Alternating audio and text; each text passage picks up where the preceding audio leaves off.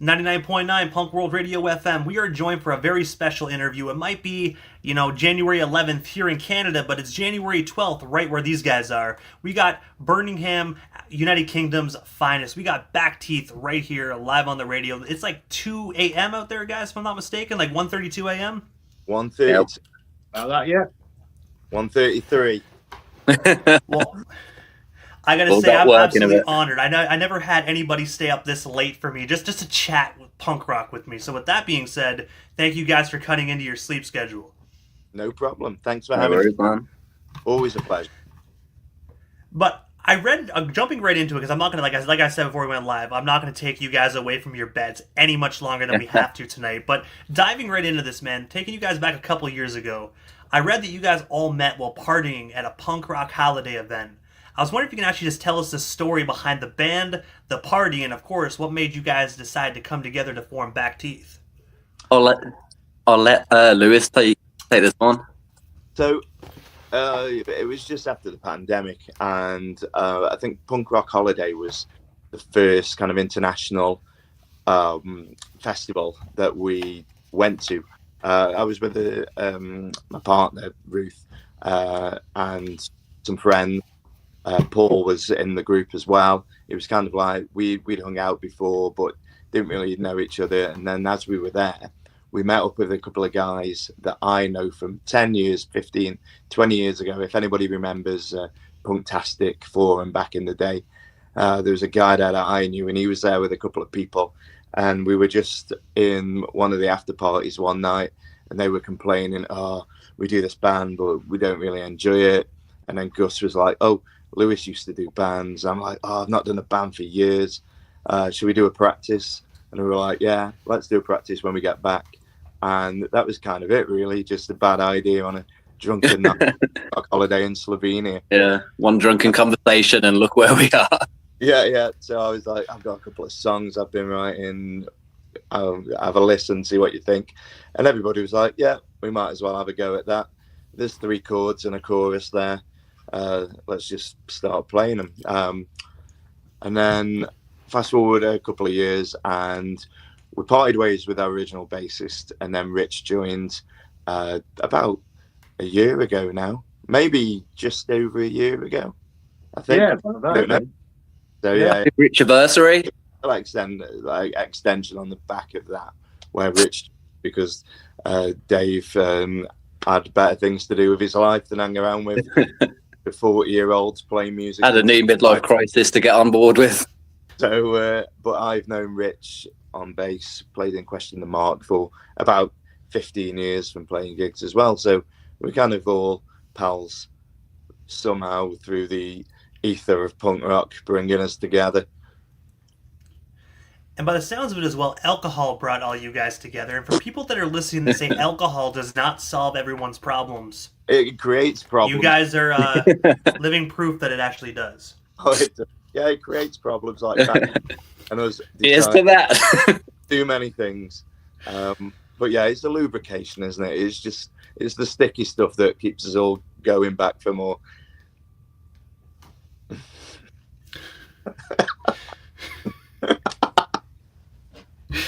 Oh, that's what she said.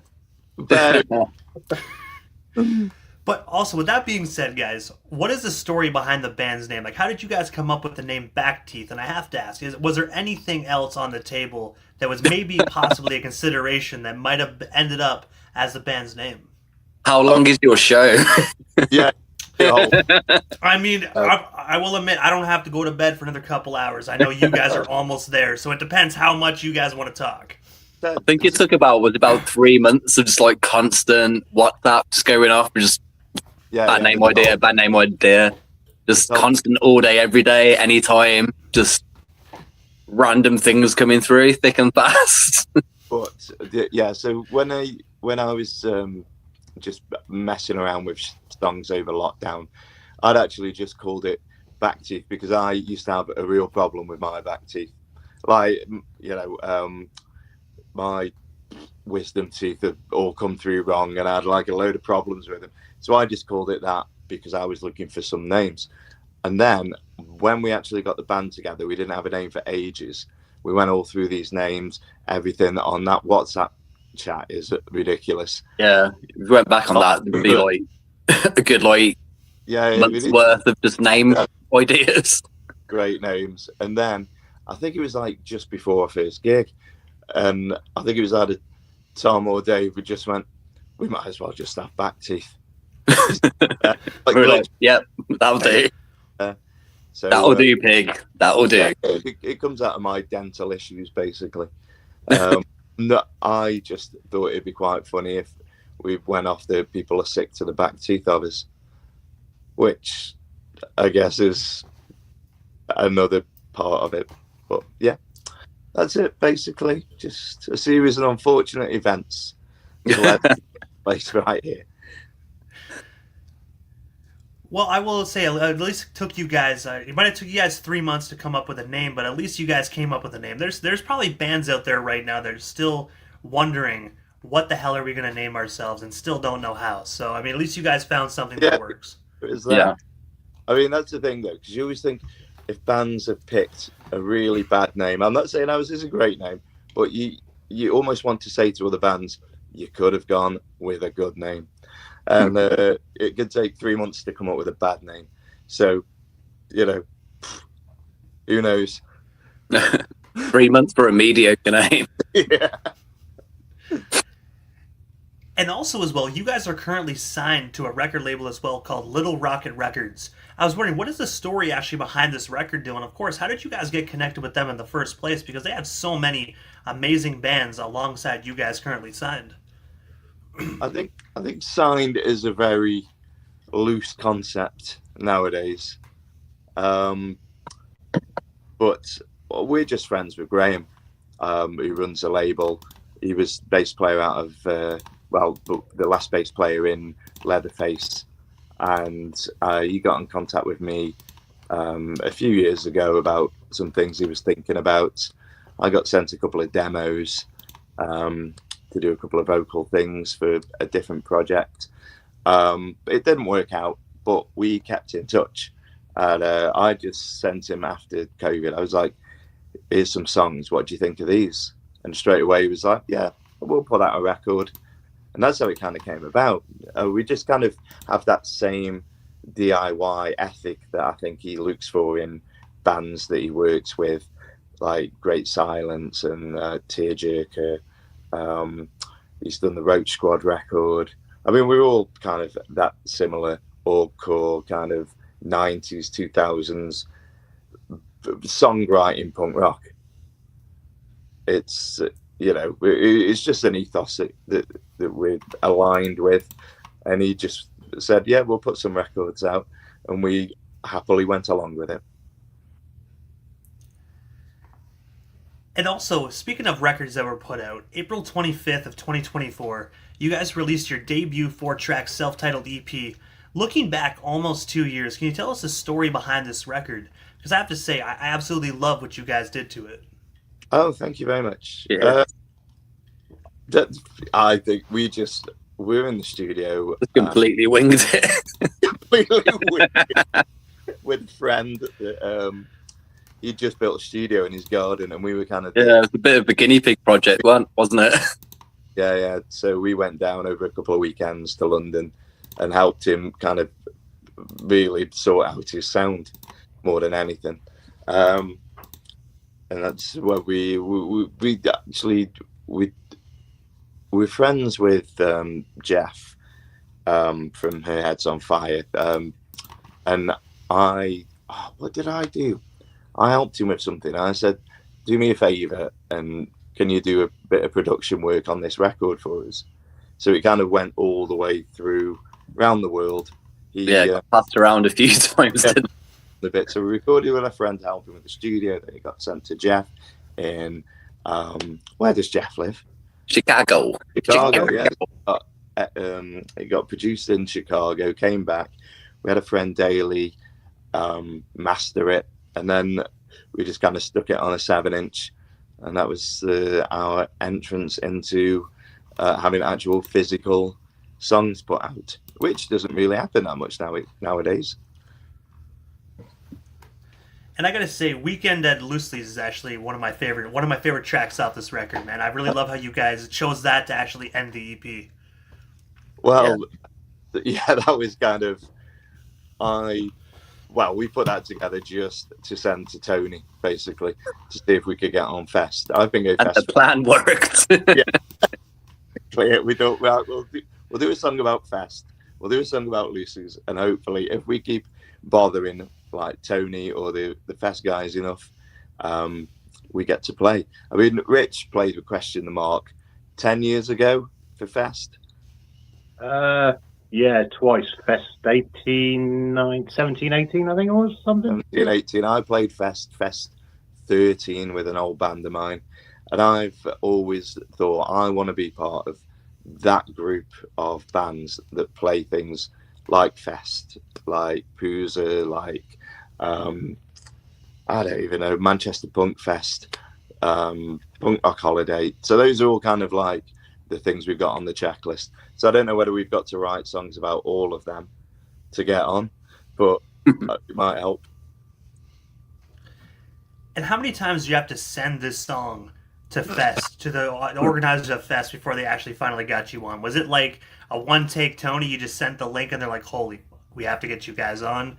Or did you have to keep spamming the living hell out of their inbox? Oh, there was a lot of spam. There's been so much spam. Hours. I think there's been that much spam from us that's why this year they've opened it up to submissions rather than just emailing Tony. So I think the whole of punk rock can thank me for that, for bothering Tony so much now rather than personal requests. Well, hey, man, it's also Tony probably also appreciated the consistency as well. I mean, some bands, they're serious like you guys, but there's some bands that just kind of put out an album and don't really do very much with it, right? I mean, it's unfortunate, but they don't really they're very talented. They can make the record, but they don't know how to really fully promote themselves, right? I mean, it's just but you guys are good at that type of stuff all around, and making the music, performing the music, promoting yourselves. So you guys just were consistent and were like literally shoving your music down his throat until he decided to swallow a little bit of it. Until he finally accepted. I think we just love playing live. Consistently push the record, but whether the talent there is or not it's up for debate. 2 out of 3 isn't bad, like Meatloaf always says. As long as the fun's had. Yeah, as long as we're having fun, we're okay. And as we already know, I'm all the way up here in Canada. We have a pretty vibrant punk rock scene, but I have to know, because when I interview bands from other countries all across the world, the one thing I love asking is talking a little bit about the current punk scene in your area. Like, what is the punk rock scene like halfway across the world out there in the United Kingdom? I know you guys got a lot of great bands, a lot of great venues, but what is it like out there in Birmingham? I'll let Rich answer that because he's got something coming up. Birmingham's very much a metal and hardcore city, so we're trying to reignite the punk scene as it is around here. But there are a lot of bands from the area. We put on shows. Both me and Lewis have been putting on shows since I moved to Birmingham 2 years ago. We've gone from odd nights here and there to putting on all dayers now, and bringing as many bands as we can in from far afield, and then mixing them up with local bands, just so everybody gets a taste of what's out there. I mean, there's one thing about Birmingham. There's a lot of classic old punk bands. Like you're talking GBH, Sick on the Bus. You still get the standard like GBH, like Drongo's Gig at Christmas. Yeah. So you've got that aspect. But as we go, we're old men, but they're older men.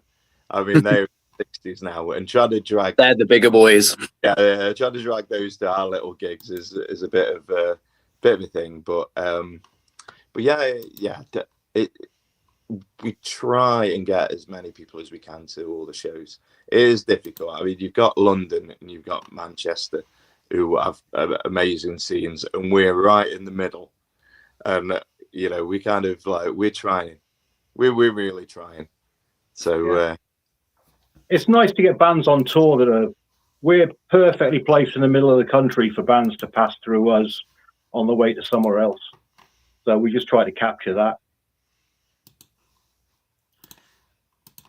And also as well, October 3rd of 2025, you guys released your debut 10-track studio album titled Ultimate Warrior. I was wondering if you can actually just tell us a bit more about your most recent album. Yeah, we had we put some songs together hastily, and then Tom loved it. we were still writing about 4 of them as we went into the studio, and we got those figured out pretty okay, I think. A friend, Daly, producer, who the guy that mastered the first record, the 7-inch.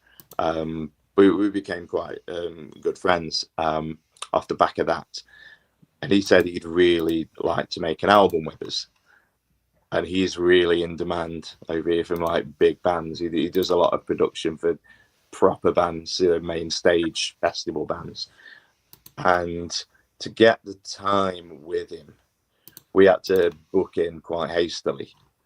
So he's not got that much time. So we booked the time, and Tom, who's he might have fallen asleep by now, hence him not being on the chat. He kind of panics a little bit, and he was like, oh, "We're not ready." He is the ultimate warrior. So he is the ultimate warrior.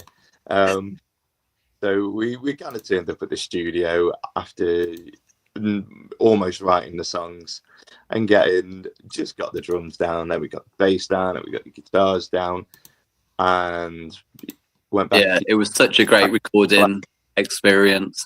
Yeah, like, just really like meticulous, but like really chill about it. So, and like the result has been amazing. It was kind of like Daly squeezed that album out of us, just with love. That's what he did. With love. Yeah. And just, the way just like one more like that. yeah, just one more take. You've got one more in you. That's great. That's great. Yeah. Just like that. Just one more. So we recorded it quite a while ago, and then because of the production time and the lead times of pressing records and then working on the videos for it, it kind of tumbled, and then it actually came out 3 months ago, and it feels like we've been playing the record for 2.5, 3 years already, but it's now a new record and people are kind of picking up on it. So it's weird for us. We're thinking about what we're doing next. We got a new album, we got new songs, and it's like, well, no, we've got to push this album because, as daft as it sounds, it's a new album. So I mean, it's gotten a few people's top records of the year, which is amazing that people have taken notice of it, and we can't take that for granted, and we just want to get out and play those songs and hopefully do justice to it, the time and effort that has been put into it. And speaking of actually the new records and new music you guys currently are working on, I have to ask, man, aside from that, what is next for you? Like, can you tell us a bit more about the new record, everything that is coming next for you, for Back Teeth, this year in 2026? What's next for you guys out there in the UK? I don't think we're allowed spoilers at this point. The next thing we have planned in is Pooza. So it's actually being over there in Canada.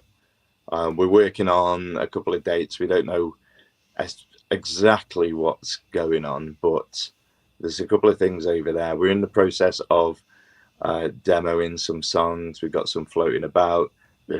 Rich has written, I've written. Paul's got some riffs.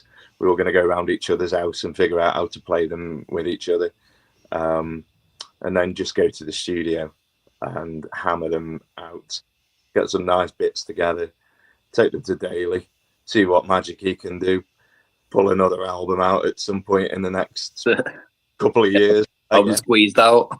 Yeah, I'd be happy for having a new album in 27 next year, but that's this is we're just chalking on the board at the moment. We've got a few things to announce, an announcement about an announcement.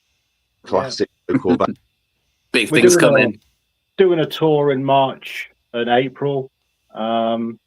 we've got Dead Bars coming over for a while, so maybe we'll play some new songs on that just to air them out and see how people like them. We'll see. Yeah, we could do that. Yeah. Are we allowed to announce Dead Bars yet? Yeah, most of the gigs have been announced, so why not? Why not?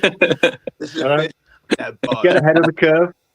Going with back teeth, apart from 2 gigs, which we can't get to. Scotland's a long way to go. Yeah, bit of a commute, that one. Dead Bars too. And before we actually part ways here tonight, guys, obviously I know how to follow United Kingdom's finest here tonight, but how does people here in Canada go about following you guys if they're not already doing so? That way they can stay updated on the new music that is yet set to come either later on this year or 2027. And of course, Pooza Fest that is just around the corner from here in Ottawa, Ontario, out there in Montreal. I think you can't avoid us online. We're just there permanently. It's just you turn your internet on. There's back teeth. We'll be all up in the girl. Yeah, the album's on Spotify. It's on Bandcamp, where Little Rocket Records Bandcamp. It's on there. We've got videos on YouTube, Instagram, Back Teeth Band, which we've put on the silly little videos that we need to make more of. Keep interested. Haven't done any this year yet. I mean, music comes last now to content creation, I guess, and keeping entertained for between 20 and 24 seconds of your afternoon scrolling. So hopefully we pop up on somebody's feed at some point, and they might check out a song off the album, which is all you can hope for in today's climate. We need to do a TikTok dance, really. Yeah, we TikTok things, don't we? But I think we're too old for that. I don't think TikTok's on the menu at this point. Nope. Bring back MySpace. 3 or 4 months later on Instagram. But I gotta say, first and foremost, guys, thank you so much for giving not only myself, but the radio station Airways a bit of your time. It was such an honor speaking with you guys. Hopefully down the line we can make this happen again sometime soon. But for now, have yourselves a phenomenal morning out there in the UK. And of course, again, Lewis, Paul, and Rich, thank you guys so much for staying up really super late out there and chatting with myself and the 99.9 Punk World Radio FM listeners tonight, man. Thank you guys so much. No worries. No worries. Thanks for having us. Thank you very much. We'll see you in Montreal, actually. Yeah. Pop round. Catch you Canada nerds. I'm definitely trying my best to actually get out there as well. I mean, you can't miss Pooza Fest, man. It's going to be a great time. It's going to be the start of the summer. It's May. It's not too hot. It's not too cold. It's just right for some punk rock. Really looking forward to it. Yeah. Right. Watch and see. Watch and see right here. You can blame this on me. I said it's going to be just right. Now it's going to be cold as hell. It's going to be raining. So you can thank me when you get down here. Yeah, we can blame you, not the British people bringing the rain. Thank you very much. Cheers for this. You're most really welcome, guys. Have a great morning. Bye. Yeah, take it easy.